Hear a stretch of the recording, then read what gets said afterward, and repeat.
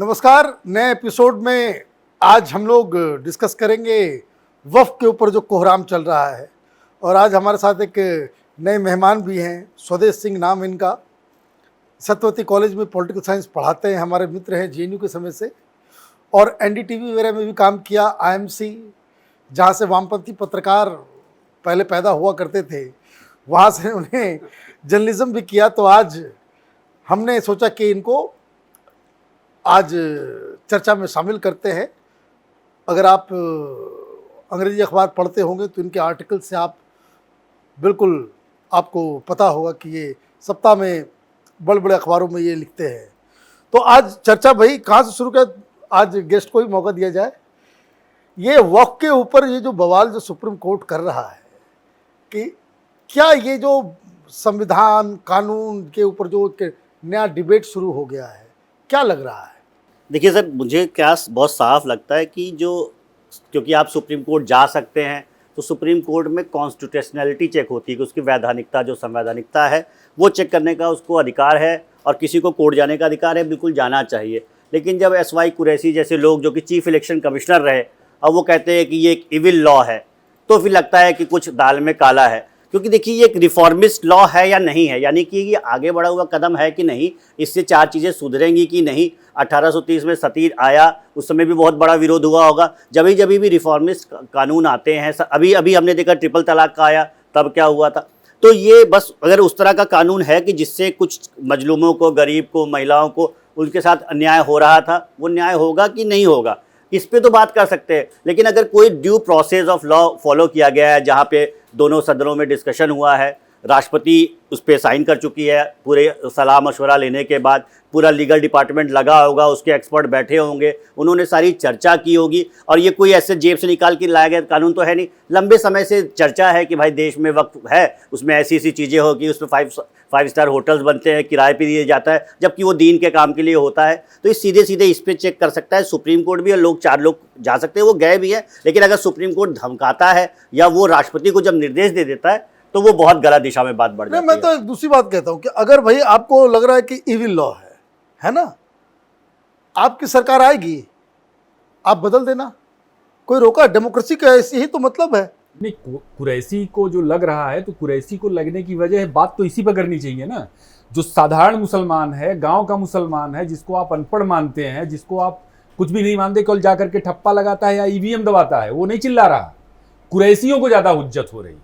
और कुरैशी साहब जब ईसी से बाहर निकले तो इनकी एक किताब आई, बड़ी चर्चा में रही, और ये लगातार इस तरह का नैरेटिव बिल्ड करते हैं, या जो नैरेटिव बने हुए हैं उनको तोड़ते हैं, और एक इकोसिस्टम के लिए काम करते हुए दिखते हैं और इकोसिस्टम का हिस्सा है। इन्होंने किताब में पॉपुलेशन को लेकर के जो पूरी डिबेट है, उस डिबेट को ही बदलने का प्रयास किया, और उन्होंने साबित कर दिया अपनी किताब में कि भारत में मुस्लिम पॉपुलेशन है जो बढ़ नहीं रही है। तो कुरैशी साहब और कुरैशी साहब जैसे लोग, उनका एजेंडा सीधे सीधे क्लियर रहा है। वो उनका एजेंडा क्या है ये देश भी जानता है, और ये लोग कितना भी फड़फड़ा ले, कितना भी कोशिश कर ले, लेकिन जो चीजें सही हैं वो होंगी, और देश ने मन बना लिया है सर इस बारे में। कुरैशी साहब ने तो कमाल लेकिन सर इसमें एक चीज़ और भी है, मैं जोड़ देता हूँ कि कहते हैं जो मतलब दिल्ली के बैठे जो एलीट मुस्लिम है, सिर्फ वही नहीं, जो दो बातें गई है मेरी नीचे भी बहुत सारे लोगों से, जो हमारे 3 टियर 4 टियर जिले हैं वहाँ भी बात हो रही है लोगों से, और मुस्लिम भाई लोगों से बात हो रही है। उनका दो कंसर्न आ रहे हैं। जो बंगाल में भी जो हुआ है, मुर्शिदाबाद चिकन नेक वगैरह को घेरने की कोशिश, उन लोगों को, आम मुसलमान को दो बातें बताई जा रही है कि भाई जो तुम्हारी मस्जिद है गांव में, जो कि 100-200 साल पहले तुमको दी थी वहाँ के हिंदू समाज के किसी ठाकुर साहब ने या पंडित जी ने दी होगी कि भाई चलो अपना मस्जिद बना लो, रहने आ गए हो, 2 घर थे आज 100 घर हो गए हो तुम, या तुम्हारा जो कब्रिस्तान था 100 साल पहले बना, 150 साल पहले वाला, देश को आज़ादी को 80 साल नहीं पूरे हुए, तो तुम्हारा कब्रिस्तान और तुम्हारा मस्जिद जाने वाला है इस कानून से। ये एक बात बहुत तेज़ी से फैला दी गई है, क्या कहते हैं, उनके इकोसिस्टम में। इसकी वजह से एक साइजेबल नंबर मुस्लिम, थोड़ा सा आपको बंगाल में तो उसका दिखा, क्योंकि वहाँ पे जिस तरह की पॉलिटिक्स होती है कि आपको पूरा मुस्लिम वोट, और आप टोटल हिंदू वोट में से अगर 20% वोट भी अगर ममता बनर्जी को आ जाए तो वो सेफ जोन में रहती है। इसी वजह से वो चीज़ आपको अभी दिखी। अभी आपके साथी वीडियो दिखा रहे थे कि हैदराबाद में, तो जो इस तरह की पॉकेट्स, श्रीनगर में भी थोड़ा कुछ हुआ है, लेकिन वहाँ पे अभी क्योंकि अभी वो यूटी है इसलिए उतनी चीज़ें नहीं हो रही। तो ये एक धीरे धीरे एक बिल्डअप किया जा रहा है कि जो पूरे मुस्लिम पॉपुलेशन को थोड़ा सा भड़काया जा रहा है। तो वो दो मुद्दे हैं कि तुम्हारी मस्जिद चली जाएगी, तुम्हारा कब्रिस्तान चला जाएगा। मनीष जी, मैं इनकी बात से पूरी तरह सहमत हूँ, भाई मुसलमानों में भी अगड़ी और पिछड़ी जातियों के दो अलग अलग तबके हैं। तो ये एकदम सही बात है कि जो इस कानून को नहीं समझ रहे हैं, जो गांव में हैं, जो जैसे मोदी जी ने कहा कि पंचर लगा रहे हैं या जो भी कुछ है, इस तरह के जो छोटे मोटे काम कर रहे हैं, तो उनको ये नहीं समझ में आ रहा कि भाई वक्फ में संशोधन क्या है, वक्फ बिल क्या है, वक्फ क्या कर रहा था अभी तक या आगे क्या होगा, उनको कुछ समझ में नहीं आ रहा है। ये जो सिर्फ अगड़ी जातियाँ हैं, जैसे ओवैसी साहब हैं, अशरफ समाज से आते हैं, वो उनके बारे में ये कहा जाता है कि भाई हैदराबाद की 90% जो वक्फ की ज़मीनें हैं वो ओवैसी के कब्ज़े में। तो जो ऐसे लोग हैं वो ज़्यादा फड़फड़ा रहे हैं। आम मुस्लिम जो है वो बिल्कुल उसको परेशानी नहीं है। उसमें बहुत सारे ऐसे लोग हैं जो सामने आ रहे हैं, कह रहे हैं भाई कि ये हमारे फ़ायदे की चीज़ है। लेकिन जो ये अगड़ी जाती है मुस्लिमों में, वो सबसे ज़्यादा फड़फड़ा रहे हैं और वही दुष्प्रचार कर रहे हैं कि आपकी मस्जिद चली जाएगी, आपका कब्रिस्तान चला। ओवैसी साहब के पास भी कागज नहीं है, पता है, जो जितनी प्रॉपर्टीज बता रहे हैं उन्होंने वीडियो में बोला है कि मेरे पास कागज ही नहीं है, क्योंकि बाप दादा ने रखी हुई थी। तो रजिस्ट्रेशन 3,000 करोड़ की संपत्ति पे बैठा हुआ है। उन्होंने कहा खुद ही 80% प्रॉपर्टीज का कागज नहीं है। 3,000 करोड़। मामला अगड़े मुसलमान का और पिछड़े मुसलमान का नहीं है। मामला वो मामला है कि जहां पर सरकार ने एकदम टू दी पॉइंट ठोका है। वक्त में जो संशोधन किए हैं, हालांकि ये बहुत नॉर्मल संशोधन किए हैं, जैसे होने चाहिए, जितना होना चाहिए उतना सरकार ने नहीं किया, इसलिए कि उसके पास संख्या बल नहीं था और सहयोगी हो सकता है कि बिदक जाते। अब मामला क्या है इसमें देखिए, जैसे ओवैसी का जिक्र किया। ओवैसी कौन है? ओवैसी उस पार्टी का मुखिया है आज की तारीख में जिसका भारत के विभाजन में योगदान रहा। वो पार्टी किसने बनाई थी? रजाकारों ने क्या किया? तो भाई जो देश को तोड़वाना चाहते हैं वो तो वही तो सेक्युलर पार्टियां हैं। लेकिन यहाँ सवाल ये आ जाता है कि एक बार व्यावहारिक बात यही है कि अगर आप हिस्सा मांगते हैं अपने मजहब के आधार पर, अपने धर्म के आधार पर, अपने पंथ के आधार पर, या परिवार में भी आप हिस्सा मांगते हैं, तो हिस्सेदारी तो एक बार मिलती है। एक बार तो भारत ने हिस्सा दे दिया, 47 में तो वो मिल गया आपको। अब 47 में हो गया। 47 के बाद यहाँ जो रुके तो उसमें आप रुक गए कि नहीं, हम अपने बाप दादाओं की, पुरखों की संपत्ति की हिफाजत करेंगे। एक हिस्सा तो आपको दे दिया, और रुकने के बाद आप क्या कर रहे हो? रुकने के बाद आप ये कर रहे हो कि इस्लाम के नाम पर फर्जीवाड़ा फैला करके, जैसे ममता बनर्जी पश्चिम बंगाल में फर्जीवाड़ा कर रही, नहीं मदरसे छीन लिए जाएंगे, मस्जिद छीन ली जाएगी, कब्रिस्तान छीन लिए जाएंगे। आप फर्जीवाड़ा फैला करके आप एक वोट समूह के तौर पर उनका इस्तेमाल कर रहे हो। आप सोचिए, ये सोचने वाली बात है कि तमिलनाडु में अभी जुम्मा 4 महीने भी नहीं हो रहे हैं, एक पार्टी बनाई है वहाँ के एक्टर ने, विजय ने, और वो पार्टी बनाई है, आज ट्विटर पर ट्रेंड कर रहा है। जुमा 4 महीने नहीं हुए हैं, उसने कोई चुनाव नहीं लड़ा है, और तमिलनाडु में मुस्लिम पॉपुलेशन 6% है महज।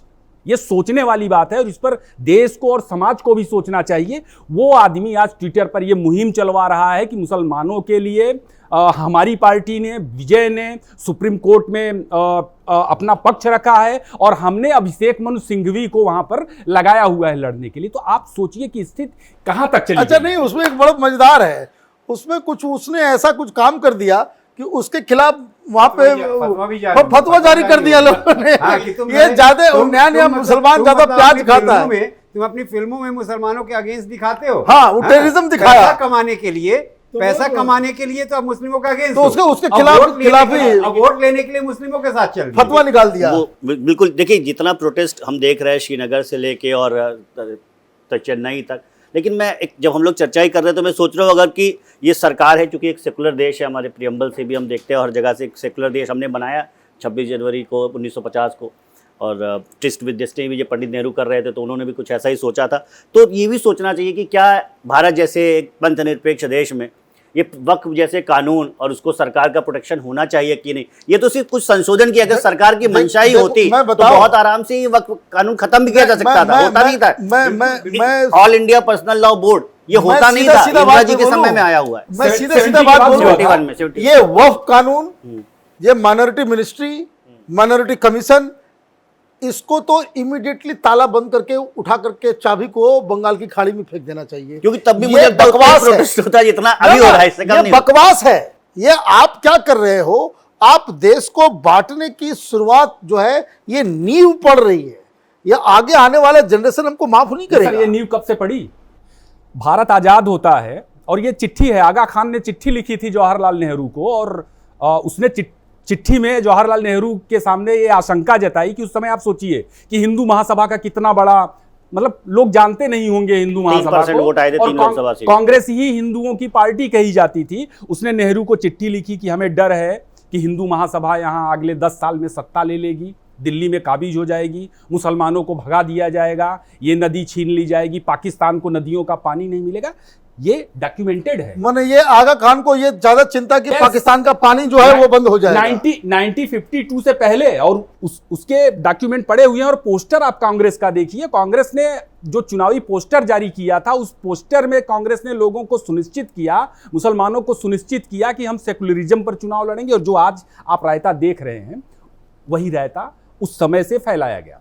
और 71 की जहां तक यही जो हम लोग बात कर रहे हैं कि ये सारी चीजें क्यों हो रही हैं, आपने पाकिस्तान तोड़ दिया। पाकिस्तान तो ला इलाहा इल्लल्लाह, हमारा उनका रिश्ता क्या है उसके बारे में उन्होंने ब्रदरहुड फैलाया कि भैया पाकिस्तान इसलिए लिया। और पाकिस्तान को एक आइडल के तौर पर प्रेजेंट किया जाता रहा हिंदुस्तान में। लेकिन 1971 में मजबूरन, क्योंकि इंदिरा गांधी के सामने कोई ऑप्शन नहीं था, इन्होंने बांग्लादेश का पार्टीशन किया। उस पार्टीशन के बाद यहां मुसलमानों ने लगातार शुरू कर दिया और तुष्टीकरण की चीजें शुरू हो गई। और जो बात हो रही है यहां पर कि वक्फ बोर्ड बनाया गया, ये बोर्ड बनने लगा, वो बोर्ड बनने लगा, सारे बोर्ड आप देखेंगे 1971 के बाद आपको नजर आएंगे।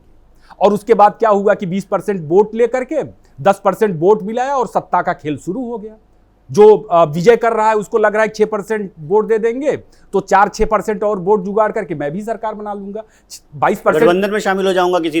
हाँ 10 साल पहले बहुत तक, सिंपल 10 पॉलिटिक्स साल पहले तक आप देखिए ना कि उत्तर प्रदेश में ही देखिए कि आप 20% कोई पार्टी 20 से 25% इसलिए वोट तो लेकर योगी जी सरकार कहते हैं चलाती कि थी। बटोगे तो कटोगे, जहां जहां बट रहे हो वहां वहां कट रहे हो। बंगाल में तो हो रहा है और ये बंगाल में वो रुकने वाला नहीं है, ये हमेशा से वो होता आया है, वो चलता रहेगा। लेकिन थोड़ा सुप्रीम कोर्ट के ऊपर भी बात कर लेते हैं। बड़ा अरे बवाल बाप रे। मचा हुआ है सुप्रीम कोर्ट में। माननीय सुप्रीम कोर्ट, भाई ट्विटर माननीय- ट्विटर पर एक बड़ा बढ़िया सा एक मीम आया, उसमें लिखा माननीय सुप्रीम कोर्ट। ये तो बहुत सारे प्रयोग हो रहे हैं। दिस इज माने नॉट डिजायरेबल। कारण क्या है ना, गुस्से में लोग क्या करेंगे नहीं सर? नहीं गुस्से में नहीं, फिर भी माने कि सुप्रीम कोर्ट, संसद, हाँ, इनकी थोड़ी गरिमा है, पार्लियामेंट, इसका ध्यान इलेक्शन रखा है। कमीशन, सीएजी, आर्मी, ये सारी चीजों को, इस तरह की चीजों, ये खुद अपनी ऐसी तैसी करवा रहा सुप्रीम कोर्ट ज्यादातर अपनी कैसी तैसी करवा है। रहा मुझे तो है। समझ में नहीं आ रहा है। फिर कोई माने एक से एक आप सबसे बड़ा बात जो है, जो लोगों को अचानक से गुस्सा आया है कि जज साहब के घर में नोटों का बंडल जला हुआ मिला और उस पर कोई कार्रवाई नहीं, कोई कार्रवाई कोई कार्रवाई। सिर्फ ट्रांसफर कर सब दिया। भूले हुए हैं। ट्रांसफर सब कर दिया, वो भूले तो हुए हैं। इनाम मिल गया। नहीं, फिर एक खबर और आ रही है कि वो जज साहब, पता नहीं ये खबर कंफर्म है कि नहीं, मैंने नहीं जांचा, मेरे आंखों के सामने से गुजरी कि जज साहब ये कह रहे हैं कि उन्हें जो दिल्ली में मिला हुआ है घर, वो उसको छोड़ेंगे नहीं, वो आते जाते रहेंगे। ऐसी भी घर नहीं खबरें चल छूटा, रही देखिए हैं। ट्रांसफर हुआ है, घर नहीं छूटा जज साहब का। वो पता नहीं और बंडल रखा हुआ हो कोई, ठीक है। हाँ, कौन सा तहखाना? हाँ कौन सा तहखाना, ये तो बता रहे हैं कि भाई सर्वेंट क्वार्टर मिला, उसके नीचे गड्ढा वड्ढा भी हो, तो ये तो अपने आप में, तो ये सारी चीजें जब होती हैं तो उससे ही सुप्रीम कोर्ट का पूरा ये मसला खराब होता है।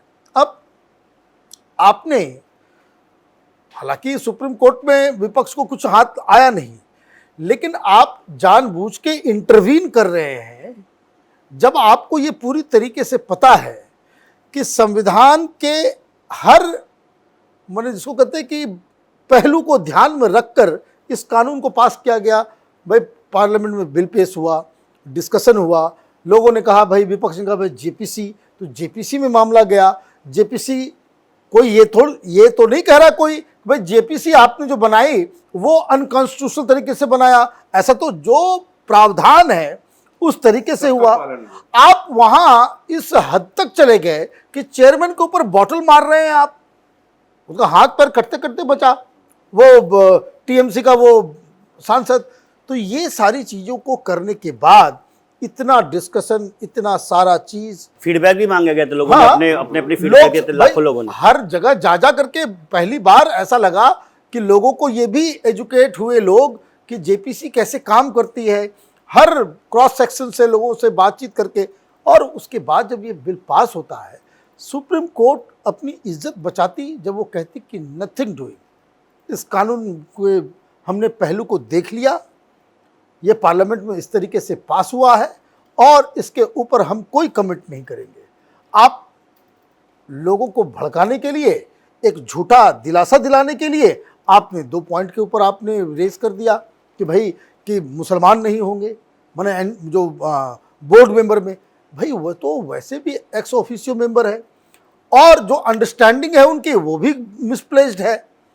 ये कह दिया सुप्रीम कोर्ट ने, जैसे बहुत सिंपल से सुप्रीम कोर्ट ने एक सवाल किया कि क्या हिंदू मंदिरों में मुस्लिम मेंबर होते हैं? आप तमिलनाडु, केरल, आंध्रा, तेलंगाना जाके वहाँ के मंदिरों को देखिए, जो ट्रस्ट हैं, जो गवर्नमेंट द्वारा चलाए जाते हैं, वहाँ होते हैं भाई मुस्लिम और क्रिश्चियन मेंबर, और करते हैं जमीनों पे कब्जा। वो वहाँ के वहाँ पे बड़े बड़े मंदिर होते हैं, उनकी सैकड़ों एकड़ जमीन होती है। तो पहली बार जो हिंदू मेंबर डाले भी जाएंगे, वो जो उसका इस्लामिक हिस्सा है, जो मुतवल्ली और ये जो सारे काम होंगे वक्फ के जुड़े हुए, जो धर्म से जुड़े काम है, उसमें उनकी कोई हिस्सेदारी नहीं होगी, वो बोर्ड के होंगे। और पहले से होते, जो सुप्रीम कोर्ट ने सवाल किया, मतलब उसका आंसर ये कि होते हैं। ये हिंदुओं का जो हिंदू मंदिरों का जो तर्क पेश किया जा रहा है, ये लॉजिक पूरी तरह से बोत रहा है। मुझे एक मंदिर बता दें कि जिस मंदिर ने कब्जा किया हो, जैसे वक्त ने लोगों की संपत्तियां कब्जा की है, एक मंदिर बता दें। सारे आपके मंदिरों पे ही कब्जा कर लिया। इसका उल्टा होता है कि आपके हिंदू मंदिरों के बोर्ड और ट्रस्ट बनाए जाते हैं, जिसे मुस्लिम और क्रिश्चियन मेंबर डीएमके जैसी सरकारें डालती है। वो जो मेंबर हैं, वो हिंदू मंदिरों की जो 400-500 साल से जो जमीनें हैं,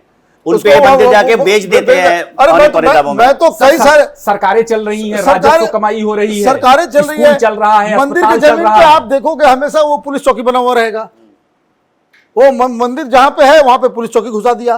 तो ये सारी चीजें हैं, मुझे लगता है फर्जीवाड़ा किया जा रहा है। ये बहुत ही ज्यादा माने सुप्रीम कोर्ट की तरफ से। इवन आप अगर ईसाइयों को भी ले लें, ईसाइयों के पास जो जमीनें हैं, तो उनके चर्च काम कर रहे हैं, स्कूल काम कर रहे हैं, अस्पताल काम कर रहे हैं, उनकी अपनी बॉडी है, पारदर्शी चीजें देखने को मिलती है, सिवाय इनको छोड़कर। एक चीज और समझने की है कि सुप्रीम कोर्ट ने इस चीज का संज्ञान नहीं लिया कि पिछले 10 सालों में करीब 30 लाख एकड़ जमीन वक्फ ने अपने कब्जे में जमीन को लिया। भाई वक्फ क्या है? और ये सुप्रीम कोर्ट को पता नहीं, समझ में नहीं आता। आया भी तो इसी वजह से ना। जज साहब ने ये सवाल तो पूछा नहीं कि भाई वक्फ है क्या। ये लोग सवाल क्या कर रहे हैं? भाई 300 साल पहले मुगल के जमाने के वक्फ की हुई जमीन। अच्छा, वक्फ औरंगजेब वक्फ कर गया, तो शाहजहां वक्फ कर गया, तो ये कर गया। अरे उनके बाप की जमीन थी। मुझे समझ में नहीं आ रहा। भाई आप चोरी का माल वक्फ करोगे, आप लूटा हुआ संपत्ति वक्फ करोगे। और जहां मोहम्मद साहब निकले, उनसे जुड़ी जो मस्जिदें हैं, उनसे जो जुड़ी जो जगहें हैं, उसको तहस नहस कर दिया गया। बुलडोजर नहीं क्या क्या बना रहे हैं, बुलडोजर तक बनवाए जा रहे हैं वहां पर। 3 बार बुलडोजर चला है वहां पे। कोई बता दे कि भाई इतना दरगाह, हमारी दरगाहें चली जाएंगी, खनकाहें। भाई ये लोग हज के लिए जाते हैं ना। आप ये बता दो कि मोहम्मद साहब का कब्र कहाँ पे है? वो तो सबसे बड़ा दरगाह होना चाहिए, समतल कर दिया। कोई किसी को मालूम भी है? अरे जिस मस्जिद में उन्होंने नमाजें करी थी, उस मस्जिद को भी तो ये क्यों आप तो आप चोरी के माल को वक्फ कर दे रहे हो? भाई ये जो तुगलक और मुगल और ये सब, ये लूटा हुआ माल जो है वो वक्फ कैसे हो जाएगा? तो ये तो बहुत सारी चीजें मुझे लग रहा है। मिला करके निशिकांत दुबे ने जो कहा कि भारत में आग लगाया जा रहा है और उसमें सुप्रीम कोर्ट, माननीय सुप्रीम कोर्ट का बहुत बड़ा हाथ है। माननीय सुप्रीम कोर्ट को ये बात सुनने में थोड़ा सा उनको तकलीफ हो रही होगी, उनको दिक्कत हो रही होगी, लेकिन हकीकत यही है। आप क्या कर रहे हैं? आप एक तरीके निशिकांत दुबे ने सही बात बोलिए, टू द पॉइंट बात बोलिए। सही बात 100। भाई जो आप बोल रहे हैं कि भाई सुप्रीम कोर्ट को सीधे सीधे इस बात से किनारा कर लेना चाहिए था कि भाई ये सब सही है, संवैधानिक रूप से इसको पास किया गया है, तो भाई इसमें मेरी टिप्पणी ठीक नहीं है। भाई सरकार ने जो किया सही किया है, जैसे 370 पे किया। अरे भाई इतनी दिक्कत है, जनता के बीच जाओ, चुनाव लड़ करके आ जाओ। और मैं तो कहता हूं और एक बात जो समझने की है, निशिकांत दुबे ने एक बात कही कि अब अगले सत्र में जब संसद का सत्र शुरू होगा तब इस मसले को उठाया जाएगा। तो इसका मतलब है कि एक कन्फ्रंटेशन वाली स्थिति जो है पैदा हो गई है। और ये कन्फ्रंटेशन जो है वो इसलिए घातक है क्योंकि अब ये तो सीधे सीधे ओपन लड़ाई है। और एक काम तो मुझे लगता है कि देश में अब करना पड़ेगा। Now it is high time the government must look into it. Parliament के अंदर अब एक कानून बनाओ और ये जितने जो जजेस का अपॉइंटमेंट है उसके ऊपर कोई सख्त कानून लाने की आवश्यकता जरूर है। और सुप्रीम कोर्ट ये कहे कि नहीं हम नहीं मानेंगे, तो उस सुप्रीम कोर्ट के जजेस के खिलाफ जो है आप सीधे सीधे जो है वो उनको बकायदा इम्पीच कीजिए। वो संपत्ति का विशेषाधिकार का तो फायदा उठा के ये सब किया जा रहा है नहीं, ना, मैं- क्योंकि मुझे- उनके खिलाफ मुझे- कुछ हो ही नहीं रहा है। कोई- भाई जज के घर में पकड़ा गया इतना नोट, क्या कार्रवाई, कुछ नहीं। नहीं, कार्रवाई हुई ना, जज जो है नाम इंस्पेक्टर मिल बन, नहीं जज इंस्पेक्टर बन गया। मैं जज अचानक से इंस्पेक्टर बन गया, कल उसको म्यूजिक डायरेक्टर बना देना, कल फिल्म डायरेक्टर बना देना, उसको सारी इलेक्शन कमिश्नर भी बना देना, उसको सीएजी भी बना देना, वो सारे मतलब सर्वगुण संपन्न। अभी है ना? कल सर मैं एक वीडियो देख रहा था हाँ। ट्विटर पर, इसी बहस के बीच में वायरल हो रहा था, मेरी नज़र गई तो उसने कहा ये किसी शोरूम का वीडियो नहीं है, ये सुप्रीम कोर्ट के उस परिसर का वीडियो है जहां पर वकीलों की और माननीय जज साहिबों की गाड़ियां खड़ी होती हैं, करोड़ों रुपए महंगी वाली गाड़ियां, कोई मर्सिडीज बेंज, मैंने गाड़ियां नहीं देखी थी उतनी महंगी। दूसरी बात जो आप कह रहे हैं पारदर्शिता का, तो पारदर्शिता का सबसे बड़ा सवाल सुप्रीम कोर्ट और सुप्रीम कोर्ट के जो माननीय न्यायाधीश हैं उनके ऊपर एक बड़ा सवाल है। भैया ये लोग अपनी आय का विवरण नहीं देते हैं, ना बहुत सारे वो लोग सब ही उनकी यार, संपत्ति का ब्यौरा ये निकल करके नहीं आता है। ये सब भगवान के अवतार हैं भाई, इनको आप कुछ नहीं कर सकते, आरटीआई नहीं डाल अब सकते। उनके दादाजी जज थे, तो उनका पोता भी जज बन रहा है उसी बिना पर। अंकल आप इनकी कोर्ट में नहीं जा सकते, आप अपना पिताजी की कोर्ट में नहीं जा सकते, लेकिन बगल वाले में जा सकते हैं, बगल वाले जज का बेटा आपकी कोर्ट में आ सकता है। परिवार का परिवार अरे चल वो रहा है। अभी क्लासिकल केस था, वो कौन, वो पागल इलाहाबादिया, हाँ रणधीर इलाहाबादी। इलाहाबादिया, उसके केस को लेकर के कौन गया, तो चंद्रचूड़ साहब का बेटा। अब चंद्रचूड़ साहब का बेटा चला गया उसको बचाने के लिए, उस वाहियात व्यक्ति को बचाने के लिए चंद्रचूड़ साहब का बेटा चला गया, अच्छी बात है। अब देखो पैतरेबाजी, ये जजेस हैं, ये पब्लिक को बेवकूफ समझते हैं क्या, कि लोगों को समझ में नहीं आता कि आप जो है बने वो आप ये नेता लोग जैसे कर रहा है ना, वैसे ये जज लोग भी कर रहा है। आपने कह दिया कि बहुत खराब संस्कार है, जितनी भी जो गालियां थी उस सुनवाई के दौरान जज ने सब कुछ कर दिया, और जजमेंट क्या दिया, नहीं छोड़ दो कि बच्चे। तुम नहीं, वीडियो बनाना शुरू करो। वीडियो बना सकते हो और तुमको पुलिस गिरफ्तार नहीं करेगी, इसी चीज के लिए वो गया था। चाहता था उसको गिरफ्तारी से बचाने। 10 गाली सुन करके वो अपना चला गया, और वो रखा ही था चंद्रचूड़ के बेटे को इसलिए क्योंकि वो खड़ा हो जाएगा तो बाकी कोई भी जज जो है वो उसके खिलाफ जजमेंट नहीं ये देगा। जो शुद्ध वो वही कहानी होती है ना, जैसे घर में बेटे ने कोई शिकायत की, बाप ने आके डांटा, अगली बार से ये मत करना, हाँ जाओ फिर से वो शैतान। तो खानदानी यही जो वही धंधा है हुआ। सर, सुप्रीम कोर्ट का जो एक खानदानी धंधा है, ये इस खानदानी धंधे ने देश की संस्थाओं का मजाक उड़ा करके रख दिया है। संसद का इतना बड़ा अश्लील मजाक आज तक के इतिहास में नहीं उड़ा था जिस तरह से इसने किया था, और ये बहुत दुर्भाग्यपूर्ण है। देश को सोचना चाहिए कि शाहबानो के केस में सुप्रीम कोर्ट फैसला देती है, जजमेंट देती है, संसद उसे पलट देती है। तब राजीव गांधी के पास 400 से ज्यादा सांसद थे, और आज जब संसद से कानून बना करके जिस पर राष्ट्रपति की मुहर लग जाती है, उसको सुप्रीम कोर्ट पलटने पर आमादा है। तो ये लोगों को सोचना चाहिए कि भैया बदला क्या, पार्टीशन के बाद इस देश में क्या बदला, शाहबानों के वक्त इस देश में क्या बदला, और वक्त में जो देख रहे हैं उस वक्त क्या बदला, और इसके बाद चीजें कितनी भयावह होगी इसका अंदाजा लगाया जा सकता है। तो ये सही वक्त है। मुझे लगता है कि सरकार को बिल्कुल भी बैकफुट पर नहीं जाना चाहिए। अगर जरूरत पड़े तो सरकार को रिजाइन करना चाहिए और सीधे जनता की अदालत में जाकर के लड़ना चाहिए कि भैया वक्त पर आपकी क्या राय है।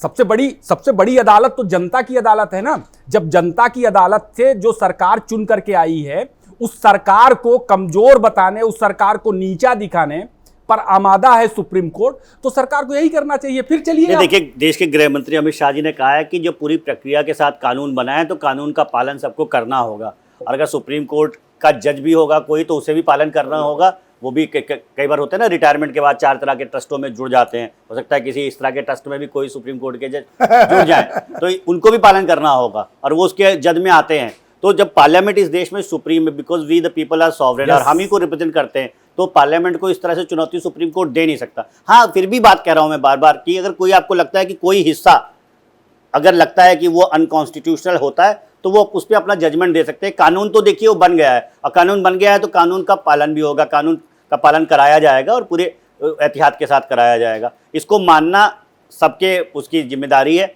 उसको उन्हें मानना पड़ेगा। जो नहीं मानेगा उसके लिए फिर जो तरीका है वो अपनाया जाएगा। ममता बनर्जी या और भी तमिलनाडु सरकार बोल रही है कि हम अपने यहाँ नहीं लागू होने देंगे, भाई उनकी हिम्मत है नहीं लागू होने देंगे। वो भाई अरे ऐसी ये संवैधानिक सब प्रावधान है कि ये सब उनके मुस्लिम माई वोट। बाप को भी लागू करना पड़ेगा। सिर्फ मुस्लिम वोट। केवल मुस्लिम। मैं बार सिर्फ बार और कहता सिर्फ हूं मुस्लिम कि तुष्टीकरण के अलावा माने कुछ ये नहीं जो है वो मुस्लिम वोट, वो बंदर होता है ना, देखिए क्या है, हम लोग की आदत पड़ मदारी गई जो थी। नचाता है। 1909 के बाद से ना, जब सेपरेट इलेक्टोरेट दिया गया तो एक 15% जो मुस्लिम वीटो की आदत थी ना, कि 15% का वीटो, ये 15% का वीटो इस देश से खत्म हो चुका है। इस देश की जो बड़ी आबादी है वो मान चुकी है कि 15% के वीटो से नहीं चलेगा। तो ऊपर बैठे कुछ एक दर्जन नेता अगर ये सोचते हैं कि जो 90s में होता था कि बगल में एक मौलाना जिसकी मूछें होंगी नहीं होंगी और दाढ़ी होगी, हम बगल में चलाएंगे, या फिर कभी ओसामा बिन लादेन जैसा आदमी बगल में चलाएंगे तो हमको 12-14% वोट वहां से आएगा, 10-12% मेरी जाति का आएगा, हमें कोलिशन गवर्नमेंट का हिस्सा, वो पॉलिटिक्स का दौर जा चुका है। 50% ये अगर वो वोट समझ चाहिए। लेंगे बहुत सी, तो नेताओं को फायदा होगा। मैं आपको अगर विशुद्ध राजनीति की बात करें, नंबर की बात करें ना, तो भी उन नेताओं को ये समझ लेना चाहिए कि इस देश की साइकी, इस देश का मानस कैसा बना हुआ है। अगर किसी वक्फ के, किसी सीए पे 19 में सीए आया, उसके बाद उत्तर प्रदेश का चुनाव हुआ ना। बिल्कुल। उत्तर प्रदेश वो जगह है जहां अलीगढ़ मुस्लिम यूनिवर्सिटी है, जहां पे सबसे ज्यादा समर्थन आया था पाकिस्तान के आइडिया पे। उसके बावजूद 22 में योगी ही सरकार लौट के आई ना, बहुमत के साथ लौट के आई ना। और असम में 21 में आई ना, असम में 30-35% मुस्लिम पॉपुलेशन है। ऐसे और भी राज्य आप देख सकते हैं जहां पे ऐसे बड़ी बड़ी संख्या में हैं। उसके बाद आंध्र प्रदेश में अभी बीजेपी की समर्थित सरकार है। आप जो बोल रहे हैं भैया असम की बात, भाई बंगाल में तो कम मुस्लिम है, असम में तो ज्यादा है। ज्यादा है, हाँ, लौट के लेकिन वहाँ पे विश्वा है, मैं- अपना डंडा मैं- चलाए हुए मैं हैं, ये वहाँ पे कह रहा हंगामा हूँ। नहीं हो मोदी रहा जी है। बहुत अच्छा कह रहे थे। हाँ, वहाँ ये हंगामा नहीं हो ये रहा। लोग आमादा हो चुके हैं कि बीजेपी बीजेपी को हटाना जहाँ नहीं नहीं है। है हाँ, वहां पे भी ले आएगा, कहते हैं। बिल्कुल, बिल्कुल। मतलब ये जो है- अब ये हो गया कि बीजेपी की पूरा विपक्ष जो है वो बीजेपी की टीम भी बन चुका है। हाँ, तो यही हो रहा है। 50% वोट जिसके पास आज की तारीख में नहीं है, 45% प्लस वोट, वो सरकार बनाने के बारे में बिल्कुल सोचे भी नहीं। हाँ, बिल्कुल नहीं। और अगर विपक्ष को ये लगता है कि नहीं वे मुस्लिम तुष्टीकरण से ही वोट ला सकती हैं, तो कहीं ना कहीं उसके रिएक्शन में लोग एकजुट हो रहे हैं और तमाम राज्यों हो में रहे हैं। दिखा। अब वो हो और चुके हो हैं, रहा है, हो चुके भाई हैं। हो रहा है, वो हो चुका और है। ये ब्रेजन मुस्लिम अपीजमेंट जो है, ये विपक्ष के और हो विनाश का सकता जो है है देखिएगा बंगाल कारण के बने। चुनाव में भी ये और दिखाई ये देखिए जो देगा। अकलियत या जो अल्पसंख्यकों की बात ये करते हैं ना, कि तो अल्पसंख्यक के अंदर भी अल्पसंख्यक है, जो अब ये बिल्कुल अशराफ अरजाल की जिसकी हम बात कर रहे थे, यानी मुसलमानों के अंदर भी जो कमजोर तबका है वो भी खड़ा हो रहा है, पसमानदा।